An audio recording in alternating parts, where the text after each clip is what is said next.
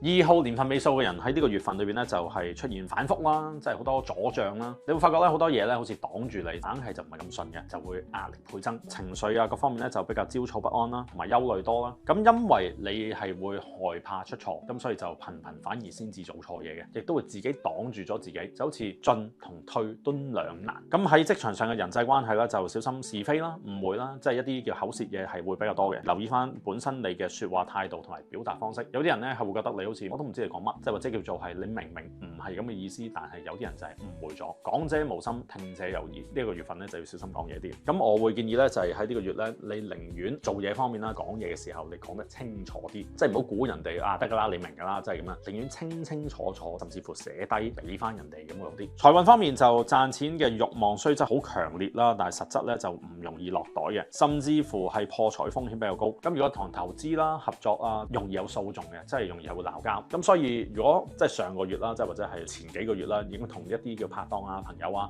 合作夥伴咧，可能係有金錢上嘅拗撬咧，咁喺呢個月份裏邊只會更加鬧得大少少嘅，可能甚至乎係要打官司添嘅。呢個月份裏邊嘅財運咧係比較多阻障嘅，即係好多嘢咧就好似擋住咗你，可能或者叫資金啦未翻得切嚟啊，硬係好似我想賺錢，但係個財路就唔係好通。健康方面就比較要注意下，就係精神層面嘅嘢，因為呢個月裏邊有騰蛇，騰蛇咧就係會係精神困擾啦，即係啲健康運好反覆，同埋有機會係發得多夢，即係可能啲夢好真實嘅，即係會比較記得啲啊。情緒反覆啦，肩頸背痛，你要識得去 massage 下，即係或者叫去放鬆下先。如果捱夜嘅話咧，就會睡眠質素變差，咁同埋咧就係會搞到個人咧成日會亂諗嘢，焦慮症。咁我會建議咧就係喺呢個月份咧，亦都要注意埋就係做運動嘅時候係容易會拉親撞傷，即係啲筋骨係會比較差。咁所以記得咧，如果做運動嘅話就要拉下筋先。感情方面就會比較動盪啲啦，單身者係雖然有桃花嘅機會，咁但係吸引咧多數都係一啲虛情假意嘅對象。咁所以就呢個月份裏邊咧，即係嗰啲對象就麻麻地嘅啫，關係咧就會充滿比較多唔